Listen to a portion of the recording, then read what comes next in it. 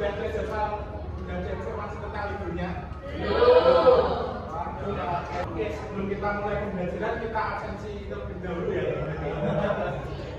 Jadi nanti silakan untuk adik-adik yang namanya saya panggil silakan bisa mengacungkan tangan ya. Oke. Langsung saja saya mulai. Ahmad Raihan Riyadi, Muhammad Ahmad Syahid, Nabila Seskia, Rahman Ruhandi Sanifah, Rasya Amelia Hitono, Royan Guna Octavia, Satria Putra Pratibya. Sejak kemarin ya berarti ya. Oke, baik adik-adik, hari ini kita akan belajar mengenai pada intinya kita akan belajar materi mengenai pengumpulan data. Jadi di pengumpulan data ini merupakan kelanjutan dari materi yang sudah saya jelaskan kemarin. Kalau saya kemarin menjelaskan materi tentang observasi, komunikasi, observasi dan dokumentasi di elemen yang hari ini tentunya ini sedikit berkaitan dengan yang kemarin. Jika kita kemarin masih banyak membahas mengenai dasar-dasar tentang observasi dan dokumentasi, di bab kali ini kalian akan lebih memperdalami tentang praktik wawancara, observasi maupun dokumentasi. Oke, sebelumnya ada bisa menjelaskan tentang arti wawancara? Silakan. Wawancara. Yuk, silakan dengan tanya.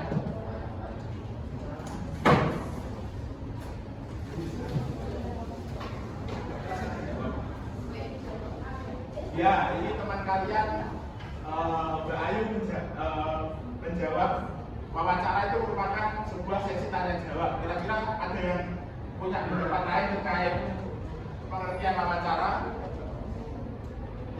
Silakan.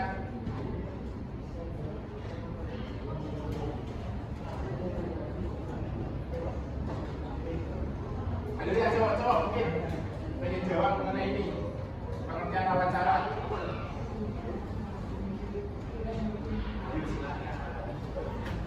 Gak apa-apa, kalau kalian buka HP gak apa-apa, silakan di browsing tentang pengertian wawancara.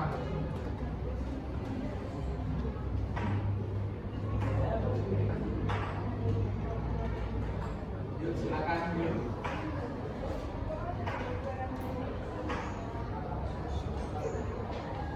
Tolong diperhatikan ini teman kalian mau menjawab gimana wawancara itu.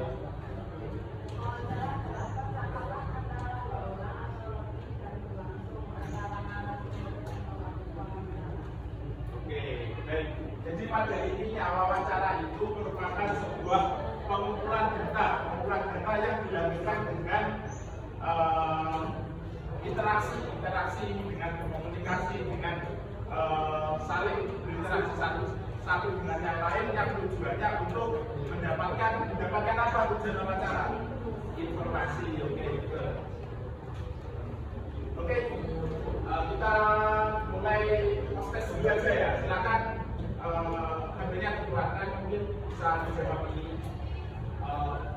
Tes terkait dengan materi wawancara. Dan apa kerjakan satu saja dulu aja. Silakan. Ini silakan buka materinya satu ya. Ayo yang coba silakan.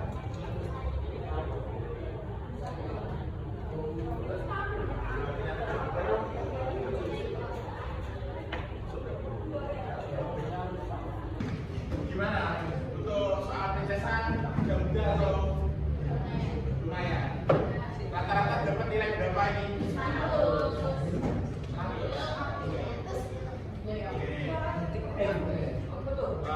Baik, sebelum kita tolong yang tolong sebelum kita memasuki materi inti terkait dengan wawancara, praktik wawancara, nah kita review dulu ya materi yang sudah kita pelajari. Nah, kita kemarin sudah belajar apa aja? Komunikasi masih, ya komunikasi verbal, terus observasi sama dokumentasi juga ya. Oke, jadi seperti yang sudah saya jelaskan di awal tadi, untuk materi kita hari ini kita akan lebih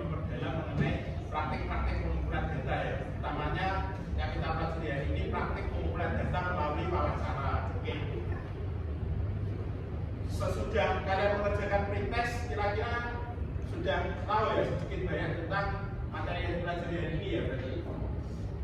Jenis-jenis pedoman wawancara apa aja coba?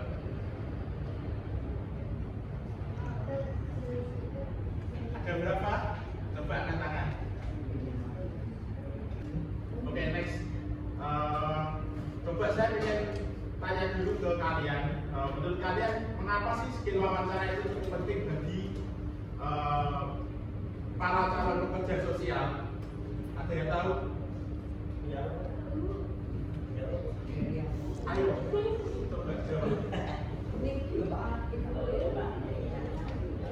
Silakan mungkin yang tahu.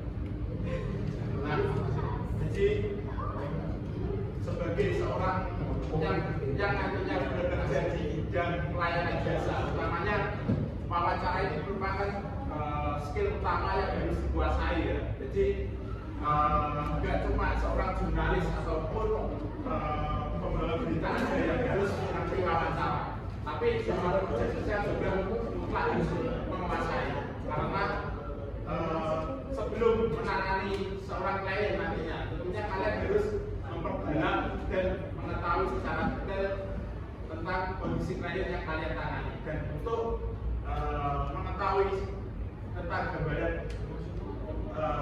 gambaran umum yang dihadapi oleh klien, itu salah satunya bisa dilakukan dengan cara wawancara. Oke, jadi saya jelaskan dulu tujuan pembelajaran pada pagi hari ini. Yang pertama, kalian setelah belajar materi ini diharapkan kalian mampu mengidentifikasi penyusunan pedoman wawancara. Yang kedua, diharapkan kalian juga mampu memahami teknik penyusunan pedoman wawancara. Dan yang ketiga, diharapkan kalian juga mampu membuat pedoman wawancara. Nah, kalian pernah menyaksikan tayangan seperti ini, tayangan gambar yang seperti saya sampaikan ini, apa namanya? Podcast ya. Biasanya kalau podcast itu isinya apa aja? Perjalanan hidup, apalagi? Masalah, apalagi? Coba sih saya ingin tahu podcast yang sering kalian tonton itu biasanya podcast seputar apa aja? Permasalahan. Apa tadi? Horor. Horor itu podcast apa ya contohnya? Apa?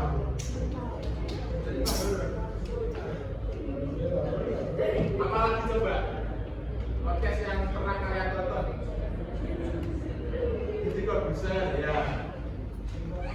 Oke, saya kira sebagian besar dari kalian sudah familiar dengan yang namanya podcast ataupun tayangan wawancara. Oke. Yang sekarang coba di dalam podcast itu ada hal menarik apa aja yang kalian tahu? Cerita? Enggak. Maksud saya di dalam podcast itu ada proses apa? Prosesnya. Misalkan itu seorang podcaster bincang-bincang itu biasanya harus ada apa ketika wawancara berlangsung?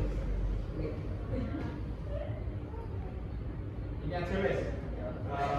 Menurut kalian apa langkah pertama yang harus ditempuh untuk mempersiapkan wawancara agar benar-benar bisa dengan baik? Topik, ya betul. Yang lain setelah kita tahu topiknya, lalu kira-kira langkah apa saja yang perlu ditempuh untuk itu?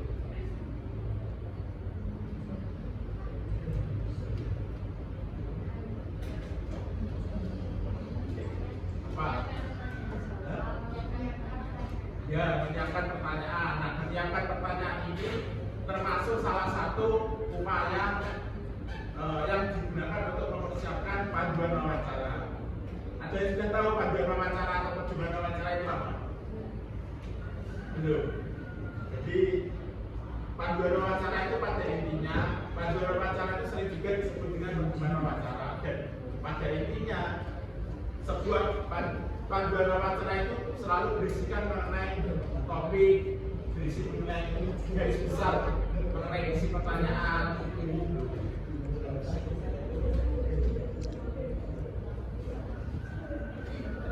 Nah, selanjutnya pertanyaan identifikasi masalah. Kira-kira mengapa sih sebelum wawancara berlangsung kita harus menyusun pedoman atau panduan wawancara terlebih dahulu?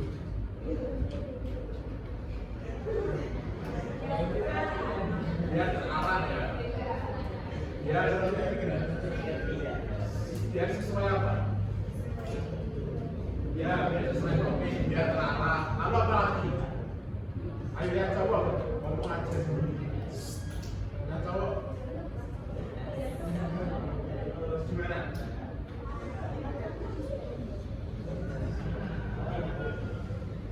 Kira-kira kenapa? Kira-kira mengapa sebelum wawancara berlangsung kita harus menyusun pedoman atau panduan wawancara terlebih dahulu? Ini jawab itu.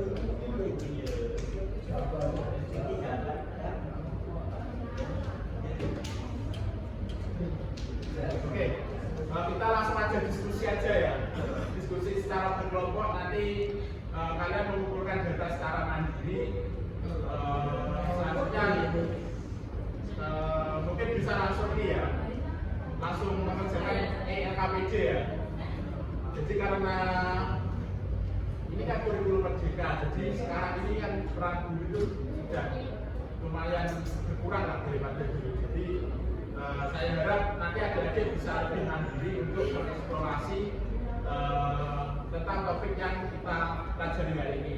Setelah kalian nanti mengeksplorasi secara mandiri dan menyusun perjumpaan wawancara sesuai topik yang telah kalian tentukan, diharapkan nanti kita bisa saling sharing, bisa saling menambahkan tentang topik yang sudah kita pelajari. Oke, gimana kelompoknya kita buat hitung atau gimana? Kalau sendiri nanti ini loh, kalau sendiri nanti nggak rata. Jadi ini nanti bentar dengarkan tugas kalian nanti silakan di scan ininya materinya ini. Yang itu di scan ini linknya dimasukkan. Jadi silakan nanti LKPD-nya buka. Nah tugas kalian melengkapi bagian yang mengolah data dan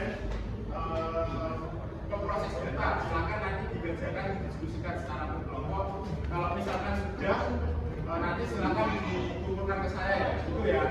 Kelompok satu mana? Silakan nanti. Kalau misalkan kertasnya kurang nanti silakan saya coba. Dua mana? Dua.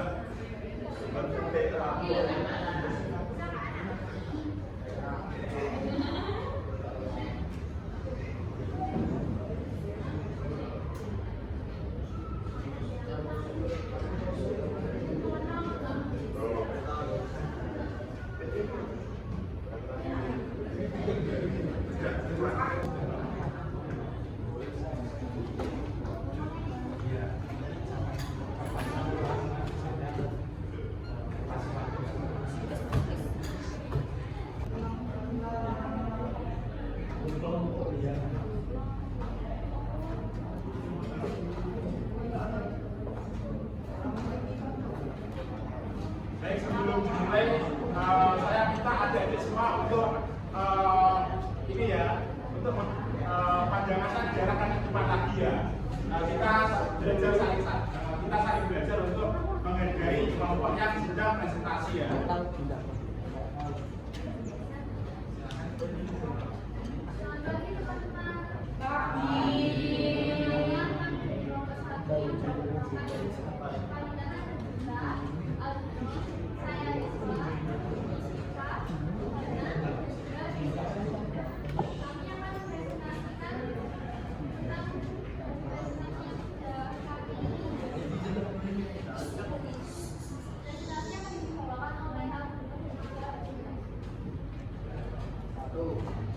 yang kami pahami tentang wawancara.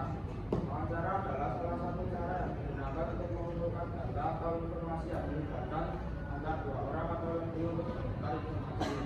Dua, apa tujuan penting dalam wawancara? Untuk mendapatkan informasi dari narasumber yang valid dan sistematis. Tiga, apa jadinya bila sebelum melakukan wawancara seseorang tidak menyiapkan dokumen wawancara terlebih dahulu. Pertanyaan tidak terarah sesuai topik pembicaraan sehingga wawancara tidak berlangsung secara betul. 4. Langkah-langkah apa yang perlu diperhatikan dalam menyusun pertemuan wawancara? 1. Buat grafik dengan wawancara. 2. Memastikan pertanyaan sesuai dengan para penerima. 3. Tidak memaksa informan untuk menjawab. 4. Menyusun daftar informan. 5. Membangun daftar tujuan wawancara. 6. Mengenal karakteristik informan.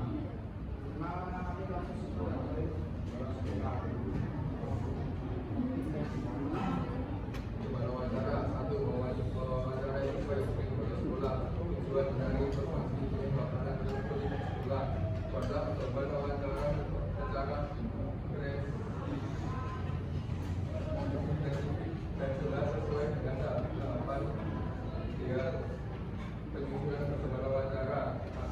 Topik siswa yang sering bolos sekolah. Pertanyaan, mengapa kamu bolos sekolah? Apakah orang tua tahu kalau kamu sering bolos? Biasanya kalau kamu membolos, kamu melakukan kegiatan apa? Bentuk membolos seperti apa yang kamu lakukan? Berapa kali kamu membolos dalam satu minggu? Bagaimana pandangan kamu terhadap cara mengajar guru di sini? Adakah teman-teman yang sering mengikuti bolos sekolah? Bagaimana cara kamu bolos sekolah? Apa yang kamu lakukan dari keluarga terhadap kondisi kamu saat ini? Bagaimana perasaan kamu saat melakukan hal tersebut? Apakah kamu pernah mengalami kejadian ini sebelumnya?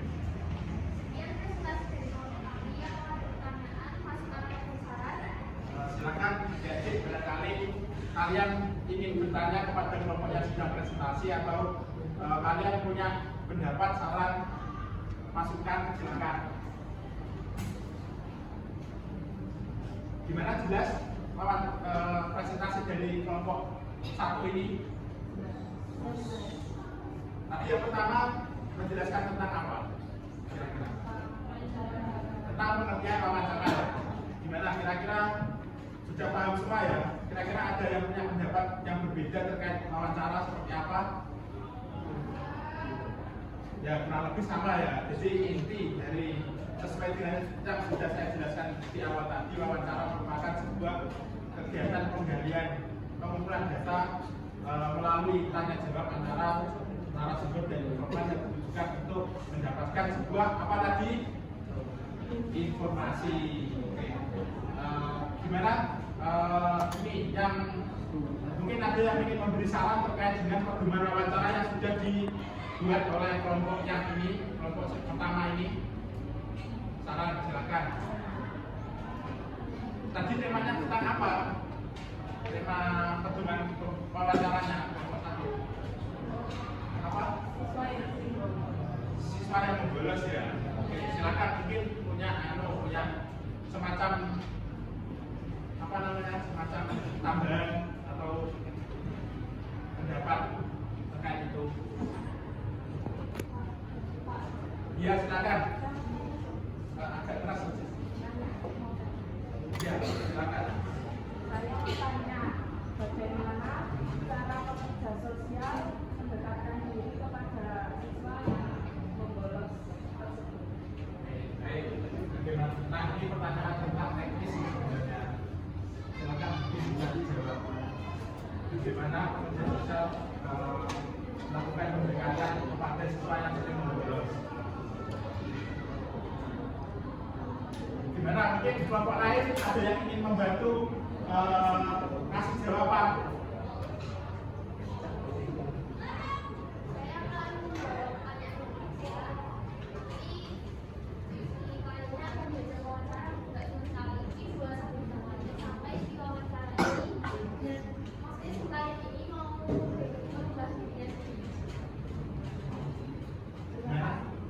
Sudah cukup jelas ya. Jadi sedikit saya tambahkan. tadi yang ditanyakan terkait dengan cara pendekatan, bagaimana caranya seorang pekerja sosial untuk mendekati siswa yang membolos sekolah. Ya. Salah satunya yaitu dengan cara kerjasama dengan pihak sekolah. Nah, pihak sekolah seperti ini itu kan pasti bisa memfasilitasi antara pekerja sosial dengan siswa yang bermasalah gitu ya. Jadi pendekatannya itu bisa dilakukan secara by design atau secara pendekatan yang secara halus ya. Jadi pendekatannya itu perlu proses yang cukup panjang dan tidak bisa dilakukan secara apa ya, secara ujuk-ujuk atau tiba-tiba gitu ya. Jadi perlu bekerjasama dengan pihak sekolah, terus juga seorang pekerja sosial juga harus perlu bantuan dari pihak bimbingan konseling, perlu melakukan proses kerjasama. Sedikit saya tambahkan terkait dengan ini, dengan presentasi yang telah dilakukan oleh kelompok 1. Nah, ini sebenarnya sudah presentasi yang kalian sampaikan sudah cukup baik. Pertanyaan-pertanyaan yang sudah kalian buat di bagaimana lain sudah cukup kompleks. Namun menurut saya terkait dengan pertanyaan yang dibuat perlu ditambahkan, perlu lebih kompleks lagi ya sifatnya. Kalian mungkin bisa menambahkan dengan model pertanyaan 5W 1H gitu ya. Dulu pernah sudah pernah belajar kan tentang 5W 1H itu ada apa aja? Ya, jadi pertanyaan apa, bagaimana, mengapa, apa, terus gimana gitu ya. Jadi kurang lebih seperti itu. Gimana mungkin dari adik lain ada pertanyaan? Baik. Kalau itu silakan ditutup. Tidak ada pertanyaan lagi. Kami dari kelompok 1 ingin mengucapkan terima kasih. Sekian.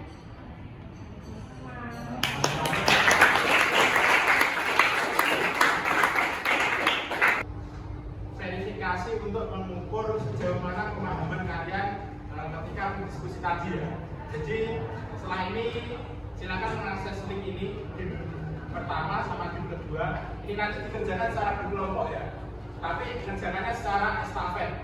Jadi misalkan Christian mengerjakan yang nomor 1. Ketika Christian selesai nomor 1, lalu nomor berikutnya dikerjakan oleh Mahfud gitu ya. Begitu pula seterusnya, nanti nomor selesai dikerjakan sama David gitu ya. Oke, jadi sistemnya estafet kan ini. Untuk materinya masih sesuai sama yang konsep-konsep yang sudah kalian pelajari tadi. Oke, silakan yang pertama diakses ini linknya. Ini satu kelompok satu aja ya. Jadi nanti silakan jika sudah mengakses nanti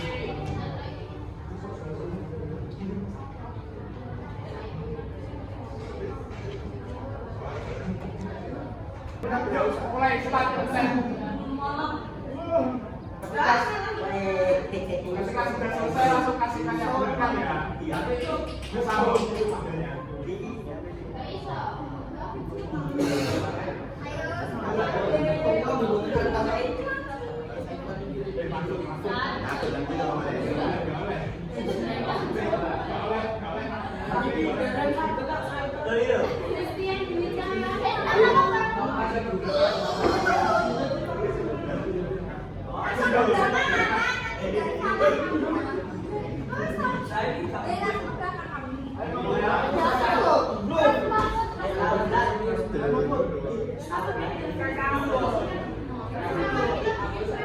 Bener bos.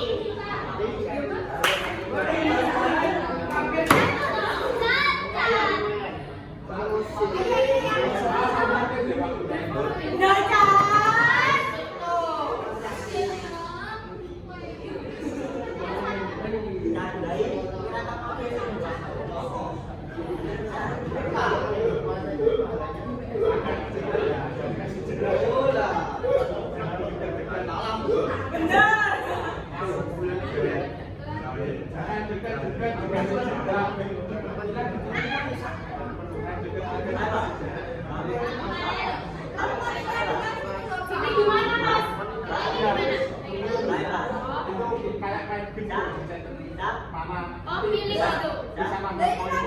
Ini. Iya. Ini. Itu bisa nambah tentang materi apa hari ini.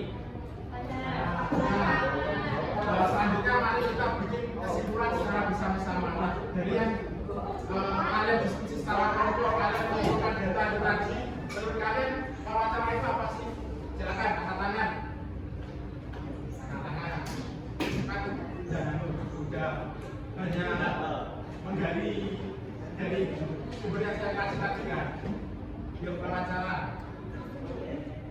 Masa udah lupa barusan tulis.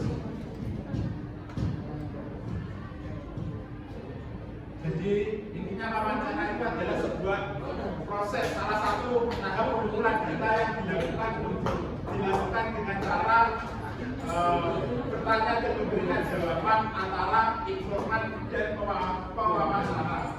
Jadi wawancara ini memiliki tujuan untuk apa tadi misalnya? Ya menggali informasi. Terus apa lagi? Ya mendapatkan informasi itu tadi ya. Pokoknya intinya itu. Tujuan wawancara itu menggali informasi. Nah, gini, sekarang saya tanya, proses wawancara ini punya banyak dari yang kalian ketahui punya kelebihan dan kelemahan apa enggak? Punya. Contohnya apa? Kelebihannya wawancara apa? Ya, mendapatkan data yang lebih luas. Terus apa lagi? Ya, bisa berinteraksi secara langsung. Yang lain mungkin gimana? Bisa mendapatkan informasi lebih luas. Jadi, ya, itu benar sih. Terus kelemahannya apa? Dia tahu? Kelemahan dari wawancara. Jadi gini, kalau misalkan kalian penelitian melalui wawancara itu bisa dikatakan kurang efisiensi secara waktu karena untuk kita mewawancarai seseorang informan tentunya itu waktunya lebih lama ya, apalagi kalau misalkan kalian mewawancarai 5 orang tentunya misalkan satu orangnya 30 menit dikali 5 itu kan udah lama. Bila dibandingkan dengan metode penelitian lain seperti penyebaran angket, nah itu wawancara kelemahannya di situ. Jadi waktu yang dibutuhkan untuk menggali sebuah data itu cukup lama gitu ya. Terus selanjutnya sebelum melaksanakan wawancara itu kira-kira kita perlu menyiapkan apa aja? Pedoman, ya pedoman wawancara. Nah, pedoman wawancara itu sering juga disebut dengan apa? Ya, panduan wawancara. Jadi kalian jangan sampai salah persepsi ya antara pedoman wawancara dan panduan wawancara itu masih lingkupnya masih sama, artinya juga masih sama juga gitu. Terus kira-kira apa sih yang menjadi tujuan kenapa kok sebelum kita wawancara kok harus mempersiapkan pedoman wawancaranya terlebih dahulu? Kira-kira kenapa? Ini salah satu jawabannya biar hal-hal yang ingin kita gali itu biar lebih fokus. Istilahnya ketika kita mewawancara itu biar langsung. Intinya kita menggali tentang A. Jadi ya udah kita susun topiknya itu sesuai dengan hal-hal yang ingin gali biar bisa dibilang biar bisa wawancaranya biar bisa berjalan dengan fokus dan tidak terdistraksi ya. Tahu kan maksud terdistraksi? Terdistraksi itu maksudnya gini, ketika wawancara terus nggak ada pedomannya, otomatis kan pasti nanti bisa pembahasannya di dalam berbicara itu kan pasti bisa lebih panjang lah. Misalkan kita wawancara ingin mendalami topik kenapa sih siswa itu sering membolos di sekolah. Nah, ketika nggak ada panduannya, nanti yang dilakukan wawancaranya itu jadi nggak fokus. Jadi gimana ya? Jadi bisa lebih susah lah nanti untuk penggalian data. Terus dari yang kalian ketahui jenis-jenis wawancara itu kira-kira ada berapa? Jenis-jenis dengan wawancara. Apa aja coba? Apa aja coba?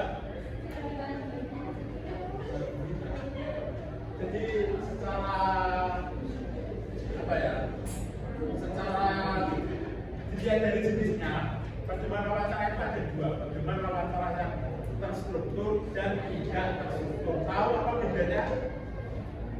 Kalau pedoman wawancara terstruktur itu pertanyaannya lebih sempit. Biasanya dibuat dalam bentuk tabel-tabel ya. Contohnya gini, seseorang ingin penelitian tentang gaya hidup sehat. Nah, ya udah pertanyaannya nanti cukup gini, apakah Anda setiap hari rutin mencuci tangan? Nanti ya udah jawabannya itu cuma sekedar dikasih centang gitu aja. Ketika si informan menjawab ya, itu ya udah cukup centang aja. Jadi nggak perlu penjelasan lebih dalam. Berbeda dengan jenis pedoman wawancara yang tidak terstruktur ya. Tidak terstruktur itu sifatnya kayak pedoman wawancara yang sudah kalian buat tadi. Itu tidak terstruktur itu lebih detail. Jadi tergantung si penelitinya, tergantung kekritisan penelitinya untuk mengembangkan data lebih lanjut. Selanjutnya apa lagi? Tanggapan membuat pedoman wawancara kira-kira apa aja?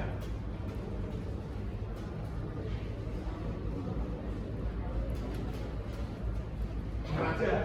Tanggapan membuat pedoman wawancara. Saya sudah lupa.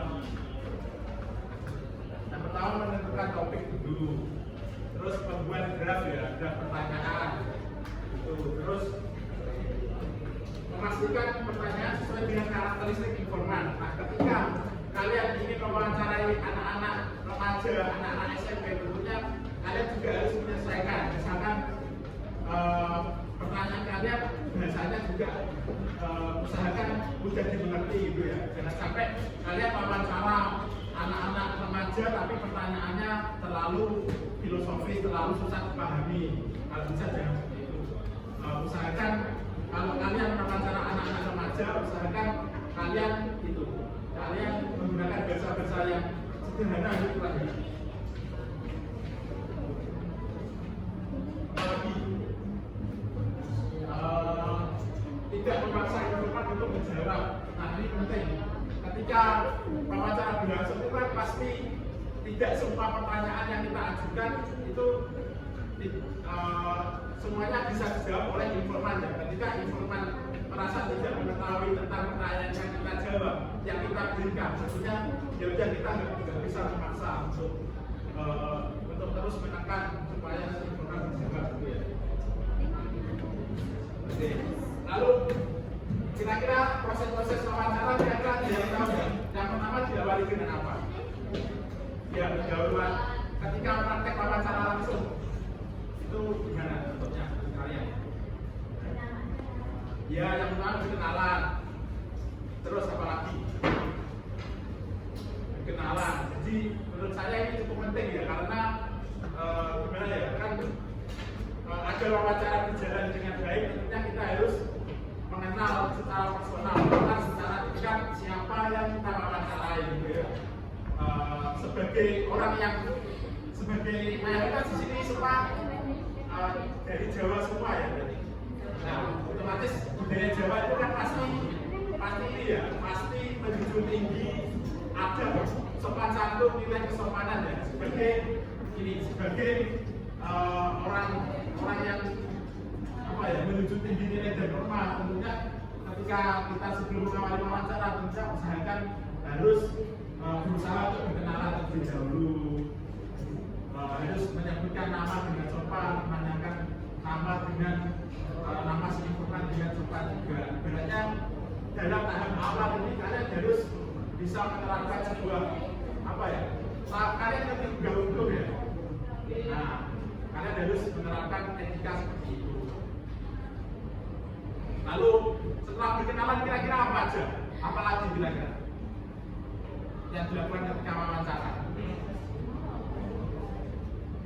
Menjelaskan topik ya. Jadi kita Bapak Ibu kami ingin melaksanakan wawancara terkait topik ini.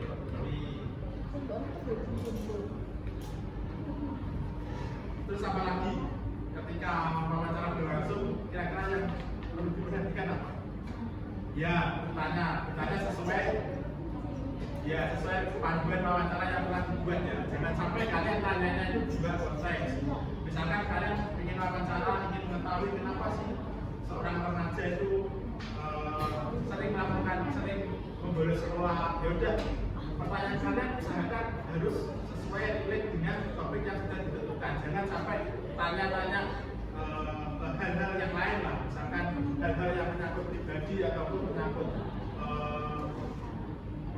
hal di luar out of context, itu sangat berbahaya. Terus ketika proses wawancara berlangsung, kira-kira kita harus gimana? Ketika kita selesai memberikan pertanyaan, lalu si informan memberikan jawabannya, kira-kira kita harus gimana? Harus mendengar dengan baik ya, harus mendengarkan dengan fokus. Kalau perlu beberapa poin penting juga harus dicatat dengan baik ya. Kita tidak kehilangan inti-inti dari informasi yang disampaikan oleh seorang informan tadi.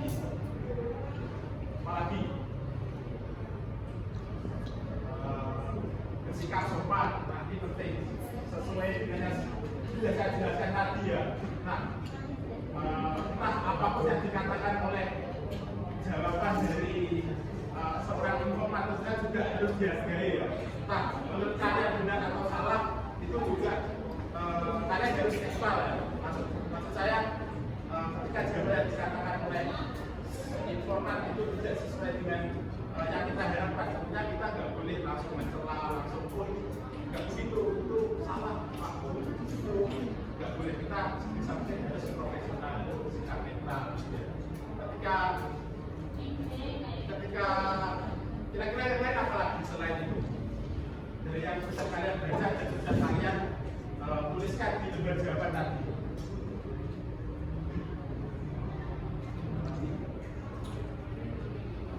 Ya, penutup penting. Penutup ini kira-kira gimana? Ya, mengucapkan terima kasih. Itu ya, sebagai budaya kesimpulan itu menurut saya cukup penting ya. Jangan sampai kita sudah dibantu terus kita lupa berterima kasih. Itu menurut saya salah satu etika ya. Etika yang penting dan patut untuk etika. Meskipun kelihatannya sebagai sebuah hal yang simpel, tapi itu impact-nya besar lah. Terus gimana? Mengucapkan terima kasih terus apa? Langsung evaluasi. Ketika sudah mengucapkan terima kasih ya langsung berpamitan gitu ya. Berpamitan meninggalkan si informan. Seperti halnya ketika kita bertamu ke rumah orang lain misalnya, kan adabnya gimana? Ya berpamitan dengan baik-baik gitu ya. Terus akhirnya ditutup dengan salam. Dan juga kira-kira ketika wawancara itu hal lain yang penting untuk diperhatikan apa lagi ketika wawancara?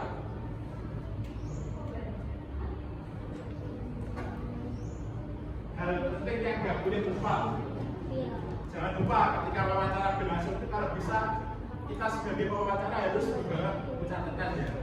Terus jangan lupa lagi harus membawa, kalau bisa direkam juga, karena takutnya nanti ada beberapa informasi penting yang terlewat. Kita tidak bisa hanya mengandalkan ingatan saja, karena tahu sendiri kan ya, sifat ingatan dari manusia itu kan juga pada dasarnya juga mudah lupa. Jadi kita harus bisa mensiasatinya dengan cara itu tadi, merekam dengan handphone ataupun alat-alat perekam yang lain gitu ya.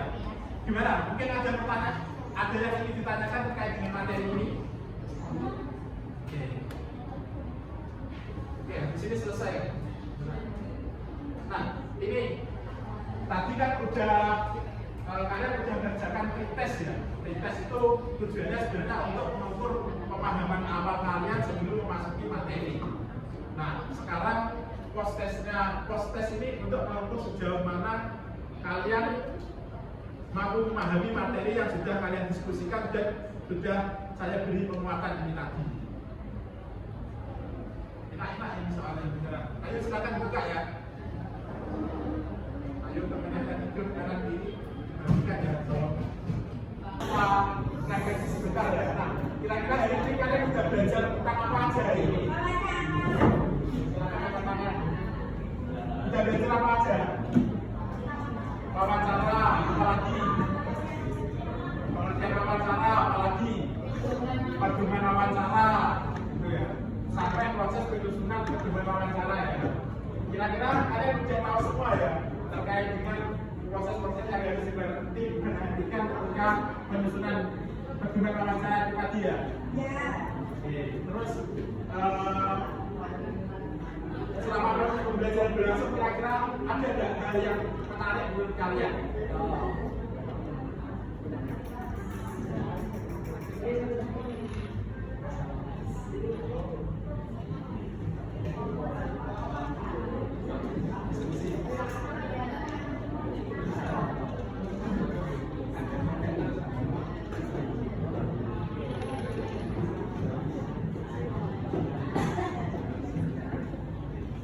Gimana?